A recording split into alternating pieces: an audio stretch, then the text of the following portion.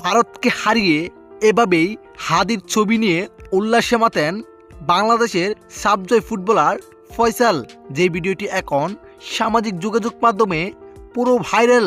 দর্শক, ভারতের বিপক্ষে সাব 20 দল ফাইনালে মাঠে নেমেছিল এবং ভারতকে ফাইনাল ম্যাচে হারিয়ে শিরোপা নিয়ে ঘরে ফিরেছেন ফয়সালরা। তবে ভারতের বিপক্ষে ম্যাচ জিতে উল্লাসে মেতে উঠেছিলেন হাদির ছবি নিয়ে, যে ভিডিওটি দেখা যায় নাই। তবে এখন পুরো নেট দুনিয়ায় তুলপাল করে দিয়েছে এই ভিডিওটি, যেখানে ভারতকে হারানোর পর উল্লাসে মেতে উঠেছিলেন বাংলাদেশের ফুটবলার ফয়সাল, যেখানে হাদির ছবি নিয়ে উল্লাস করতে দেখা গিয়েছে তাকে, এবং প্রবাসী ভক্ত সমর্থকরা তাকে রীতিমতো প্রশংসায় বাসিয়েছেন এবং বলছিলেন, ফয়সাল ভাই আপনি ভালো খেলেছেন, আপনার জন্য শুভকামনা রইল।